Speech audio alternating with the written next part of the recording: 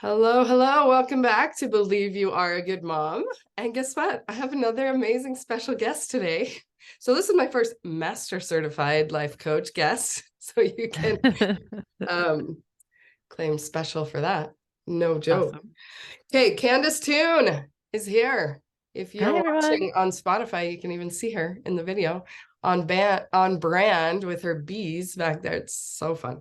So Candice is a relationship expert and, like I said, master coach. She helps people with their marriages.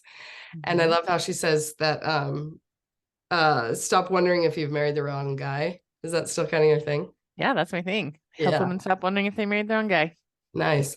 And then, I stole this from your podcast. So the intro says, start putting all your energy towards having the marriage you imagined when you said I do.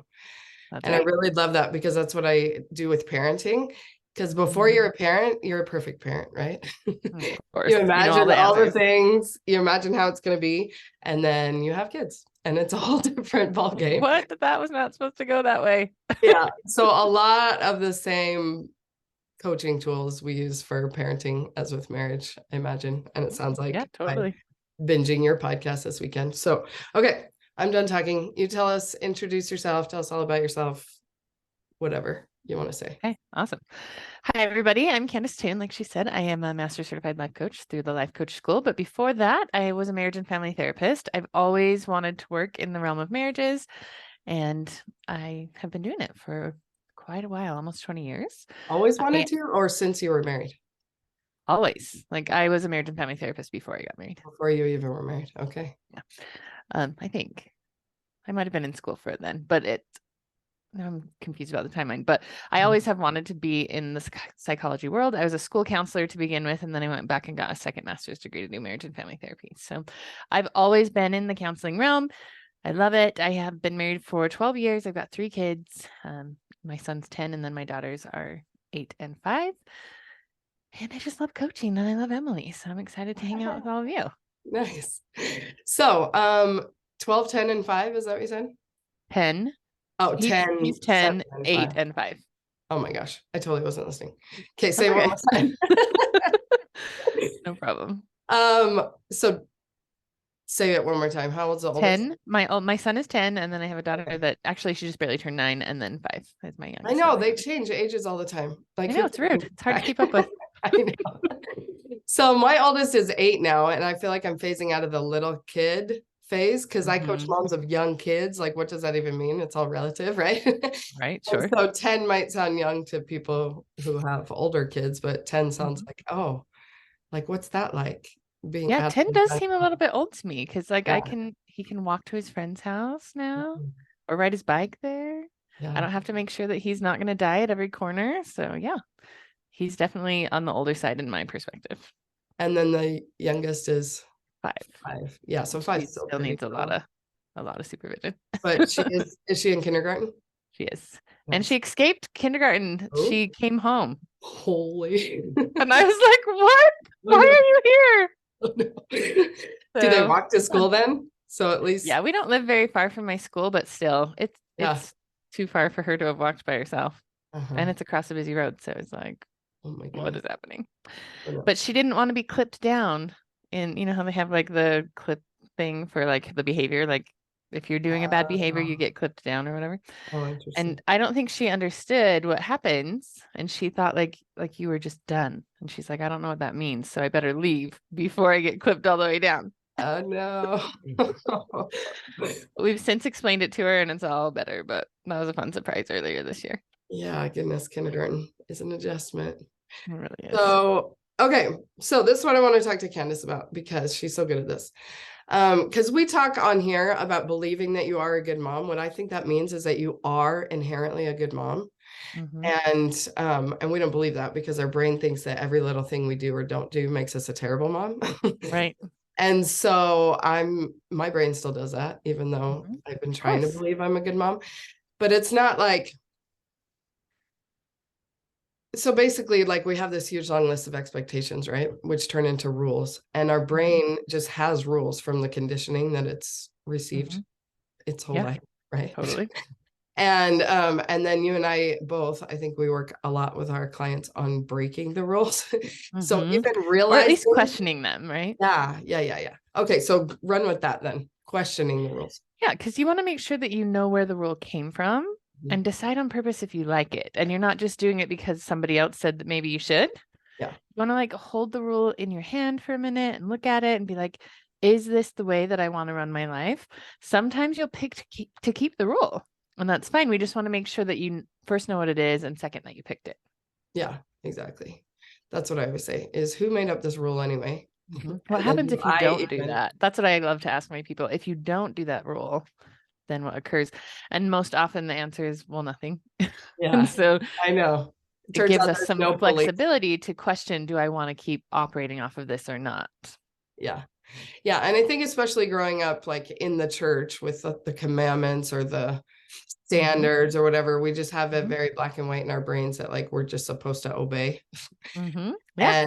And luckily it seems like the next generation, the rising generation, has it a little bit figured out that you can question things Yes. and see if they actually make any sense versus just And if obey. we look in the scriptures, it actually does tell you to do that, right? We just Mhm. don't believe that part, I guess, Yeah. sometimes. Yeah. But Yeah, yeah, we like, don't of really course, believe in this agency thing. right. Because the true obedience, if we are going to be obedient to whatever rules we pick, has to come with an actual choice. Yeah. And if we haven't considered it and been like, where does that come from? How does that fit for me and my values? If we haven't done that process, we're not really choosing and we're not Yes. really being obedient because we're just kind of like blindly following. Yeah. So give me some specific examples of what we're even talking about. You can do Yeah. marriage. So, like in the marriage world, like there's lots of versions of I'm supposed to make him happy, right? Mhm. I'm supposed to cook this. I'm supposed to say that. I'm not supposed to say this. I am supposed to wear this kind of clothes or this sexy thing or whatever. Like I'm supposed to do all of these things to make him happy. There's even whole books about it, like the proper care and feeding of husbands, right? Wow. That's a book that's out there in the world. And Wow. it's basically just a list of rules that somebody has put together that we're supposed to serve our husbands. And of course, we want to serve our husbands. Obviously, that's why we got married. And serve your husband, you get to decide what that means and what the limits are for you. And we don't just have to like let everything come in and say, yep, that means that I always have the laundry done and that I always have a hot meal on the table and that I always have sex when he wants to, or whatever else it is. Mhm. You just want to make sure, what does my definition of serve him mean? Not my sister's, not my mom's, not the Relief Society president's or whoever's. Exactly. Yep. And so when we slow it down and look at what we expect of ourselves, it's absolutely unbelievably ridiculous. It's It's like impossible. impossible Yeah. at the least. Yeah. And even when we know that, we're like, yeah, I'm still going to try though. I know. I Yeah. won't make my sister do it. I totally get if she doesn't do it. And I get if my Mhm. friends don't. I would never ask them to, Yeah. but I'm still going to go for it, which is just good for us to know. Like, there must be some reason that we still think something really bad happens or something is going to occur if we don't. And we want to figure out what's driving that. What's my fear around this if I don't do it? Yeah. And like we find in coaching a lot, when we dig down deeper, what we're making it mean, in my case, it's almost always that I'm a terrible mom. Like Mm-hmm. the reason why we feel like we need to make sure that they have that hot meal for dinner and Mm-hmm. whatever all the things are, is because if we don't, then we're a terrible mom. Yeah. And so that's why I like to just bust it all with like, you are a good mom. And now what do you even want to do? Like, do you want Yeah. to cook that meal? Because if it doesn't, like your worth doesn't depend on that meal, then you can Mm-hmm. just do whatever you want. And it's Yeah. okay. And that doesn't mean that we're going to just do whatever we want, as in like, just let it all go. Right. Because really the pressure of like, oh, I have to take care of my kids in this specific way, or my husband, is what like actually keeps us from doing it.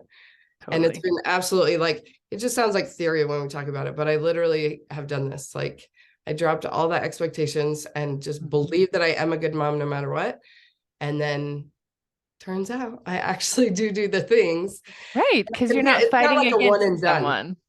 Say Yeah. that again, sorry. You're not fighting against yourself to be like, I'm proving this thing or not. So we're not spending any energy on proving some arbitrary standard. So we can actually spend our energy doing the things that are going to make us connected to our family. Yeah. when we're not disconnecting from ourselves. And I sometimes tell people, I'm like, listen, I am a terrible mom sometimes. I do make mistakes. Mhm. And even when I make mistakes, I'm still fine. Yeah. It's okay. Yeah. Which also is another way to alleviate that pressure of like, I have to support myself always and like think that I'm an amazing person always, because we want to acknowledge that sometimes we do things we'd rather not do, and that's still okay. Yeah. And that's what I mean by that. And that's still okay means like, and I am a good mom. Like Yeah. it's who I am at my core. And I'm also a Yes. human. And I for sure make mistakes. And I for sure do not look from the outside in. Like literally my windows are big. You can see from the outside in. But it's just there's no good mom going on in here from all like in like the long list, you know? Like Yes. if you come drive by my house when we're trying to get the kids out the door, you can tell I'm like fuming around like a crazy person. And that doesn't mean I'm a terrible mom. No. So I am a good mom and I make mistakes and I do a bunch of terrible stuff, but doesn't mean that I am terrible.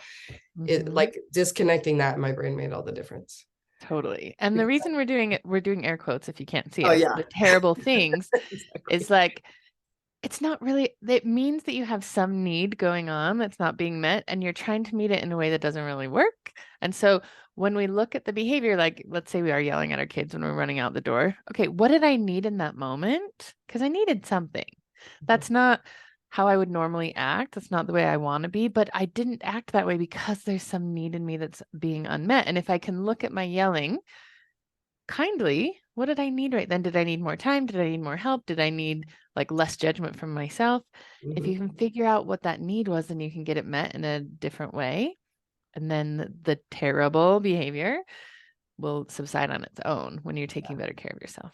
Yeah, for sure. So good. And that's what coaches help you do. Because that's kind of hard to All day. figure out on your own sometimes. It is really hard to see it when you're in your own head because it's just so soupy and dark. You're so close to it, you can't really see. Yeah. And we're so in the habit, like you were saying before, of just really judging ourselves and having that list and wondering who's watching us and all of that. We're just in the habit of doing that. And so it's helpful to have an outside perspective say, hey, let's question this belief that you've been squishing yourself with. Yeah. So what are some of those beliefs? Because I want to just bust them all and just say, believe that you are a good mom. But we really do have to like look at what we are believing right now. Yeah. That's keeping us from believing the new. Yeah. I mean, things like my needs need to come last. Like I can only take care of myself if everybody else and everyone else is taken care of already. If everything's done, then I can take care of myself, which everything is never done, ever. Ever. And so if we believe that belief, we're never going to start taking care of ourselves, which means that we're going to get burnt out and resentful. So that's one. Also, like that our value and our worth is dependent on what other people think of us. Many women are taught to believe that. I want to make sure everyone doesn't think that I'm a jerk or that I'm selfish or that I'm stuck up, or like I need to make sure people don't think that about me, especially not my husband. He can't ever think anything like that about me. So I'm going to run around running myself ragged so that they won't think I'm mean or selfish or something. Yeah.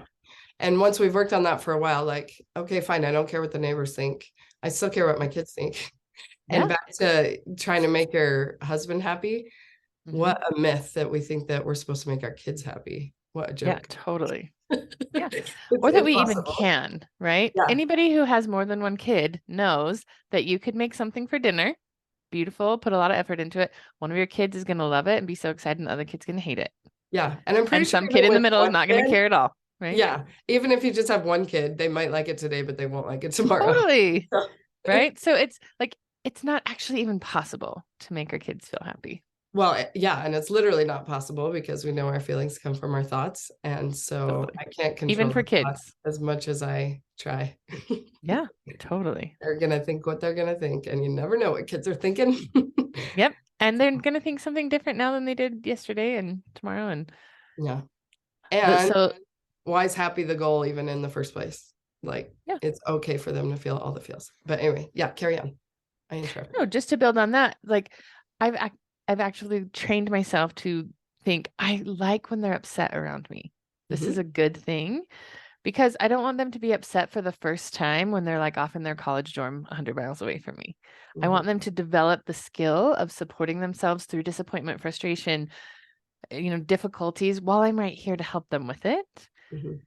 which kind of helps me like not be afraid of their feelings because I'm like, oh, good. This is like push-ups. We're going to do emotional push-ups while you figure out how to be disappointed. So then when you get broken up with in college, you'll have a little bit more skill with it. Or when you fail a class or whatever, we're going to Yeah. practice it on the small things here just because I want you to have that skill moving forward in your life.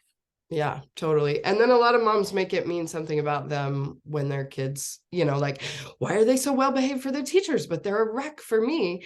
And I like that as a good sign that they're comfortable at home, that they're feeling comfortable enough to express their feelings, and that I have the opportunity to help them learn how to deal with them because they were so good for their teacher all day. They've just been stuffing their feelings, and they've got to dump it all over somebody.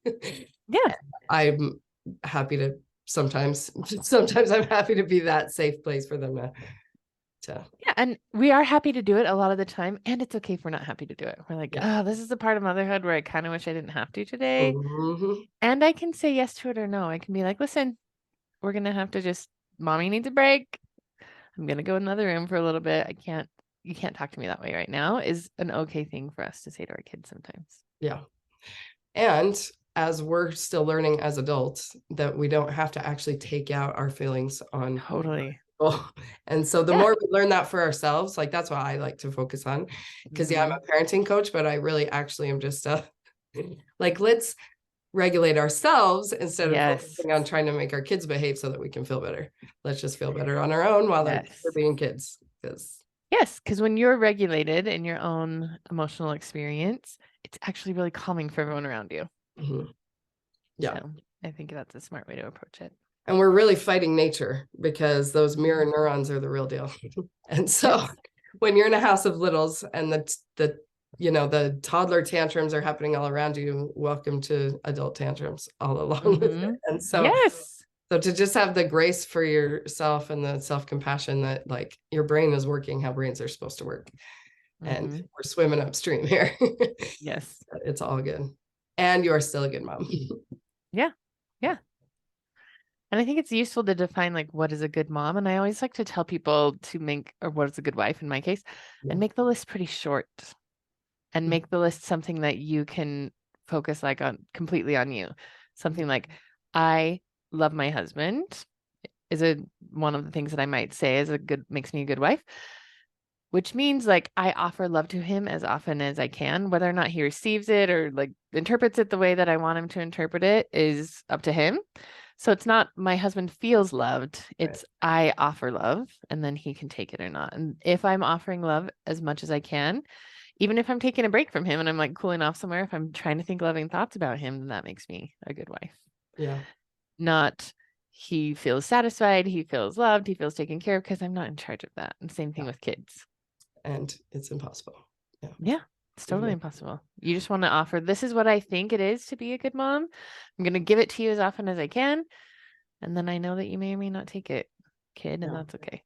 Yeah. So back to that list of rules or expectations or whatever, like to define what is a good mom is kind of where we start and we write it all down. And then, like you said, I have to pick like 1 to 3 things that we're going to focus on because the list is like ridiculously long. And so we can focus on those 1 to 3 things, but always with the idea that those don't even make you a good mom. Like it's just who you inherently are because your desire tells you who you are. Like if you desire to be a mom, then you are. And like God made us, God is good. He said it is good. Like when he created us, like we are good. It's who we are. And then we're also in this mortal probation. Totally. Sometimes. And so, yes, there's things that we can focus on to like quote unquote improve or get better or whatever, just things that we want, like a skill that we want to develop. I'd like to have that skill of thinking loving thoughts of my husband more often, but it doesn't like make me a better wife. I just am good. And I'm also trying to develop, and that's the whole point of this life is to grow and develop. That's how I like sometimes the brain likes to have, and everybody listening, please try it on for yourself and see if this works for you or not. But what I find is that sometimes it's nice to have a benchmark because when we don't have like some sort of criteria, our brains just defaults to that super long list, right? Yeah. And so we're like, okay, if I'm feeling like a bad mom, I'm just going to ask myself, did I think loving thoughts about my kids? Did I try to think loving thoughts? Whatever you put on your list, and then say, okay, if I didn't, then let me back up a little bit. What am I not loving about myself that's making it hard for me to offer love for someone else? Yeah. And it's probably because I'm telling myself I'm a terrible mom, or that I'm having all these judgments about myself. So let's clean that up. And then it's going to be easier to have compassion for them because we have compassion for ourselves first. Yeah, exactly. Yeah. And if you choose to make a list, when you make that really big, long list of whatever it is to be a good mom or a good wife, you got to go through it and cross off everything that's not 100% in your control. Mm-hmm. So if it's like, my kids all graduate from high school, Mm-hmm. cross it off the list. Mm-hmm. That's not 100% in your control. You want to say something else instead, like, I offer them educational opportunities. I drive them to school. I make books available. I make, you make the tools available for them. And then whether or not they take them, it's going to be up to them. Yeah. Even just all the way down to their dinner. Like, you Yep, decide I what put it in front of them. They decide what if they eat it, it's up to them. Yeah. So anything that's not 100% in your control, and I think Emily would agree with me, we can just give ourselves permission to not count that towards how to measure ourselves at all. Yeah. Because it's unfair to us. Yeah. Yeah. And our brains like to have something to measure, right? Like you said. Mm-hmm. And even when you said, like, if the one thing on your list is to like be loving towards your husband, it's like, let's get something like more specific, know, that is like that our brains go wild with this unconscious expectation list of just what that even means, Yeah, because sometimes being loving means I walk away from you and don't talk to you for a while. That is sometimes the most loving thing to do. So you're right. You want to be really specific about what loving means.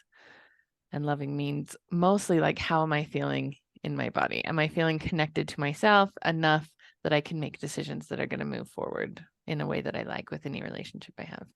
And sometimes that means we're going to pull back from it just for a minute, because that's the most loving thing to do in the moment. Yeah. It's so fun to interview lots of different kinds of coaches, like that do different niches, I guess, like yours is marriage or different, whatever, because it all comes down to self-love. Totally. Every it doesn't time. matter what area you're being coached on. If you Mm-hmm. want to improve your relationship with your kids, like, you got to improve your relationship with yourself, improve your relationship with your husband, and relationship with yourself. It always is. And we can't give more love than we even feel for ourselves. And we would never, ever talk to anyone else the way we talk to ourselves. And so it's always to like clean up our own thoughts towards ourselves. We'll just naturally think more loving thoughts towards others. If we're feeling too judgmental of somebody, it's probably because we're just judging ourselves all the time. 100% right. So, in theory, like, working on either of them will help the other, but for sure, like, our foundation of our own relationship. But yeah, totally. Anything else, your wisdom you want to impart before we? I don't think so. I think just the more you can stay connected to yourself and be honest, tell yourself the truth about what you're feeling. I'm feeling like really upset, for example. I probably have a good reason for feeling upset. I'm going to not judge the upset long enough to figure out what it's about, and then figure out a way to take care of me. And that's going to make me more connected with everyone around me. But first, I just have to be honest with myself without saying, well, I'm not supposed to think that about my kids, or I'm not supposed to be doing that. Because when we hide the truth from ourselves, it just makes it harder to do anything. Yeah. Yeah. So we have to be a safe place for our own feelings first. It's the hardest part, really, a lot of the time. Yeah, for sure. Okay, Candice, tell everybody where they can get more of you and be called. So you can go to CandiceToone.com. It's Candice with an I, Toone with an E, and you can read all about what I'm doing there. If you're interested, I am running a book club starting next month. You can get a free copy of my book, Wife on Purpose. It tells you all about the things you can start doing right now to have the marriage that you really wanted. You can just download it from my website totally for free. And then we're having, from the 5th through the 8th of December, we're having a book club where we can discuss all of it and get some coaching around your marriage if you want, just to kind of get a taste of what it's like. Awesome. Yeah. And check that out for sure. Free copy of your book. Way fun. Yeah. So How fun. awesome is that you wrote a book? And Emily asked me, because I know that you coach young people with young kids. So there's not an audio copy of the book yet, but I do read portions of it on my podcast. So if you just want to get snippets, you can listen there if you don't want to read. Yeah. And your podcast is called Enjoy Your Marriage. Your Marriage. Yeah. So fun. Enjoy, capital joy. Yeah. Awesome. So good. All right. Yeah. Well, thank you so much, Candice. Yeah, it's great to talk to you. Thanks for having me.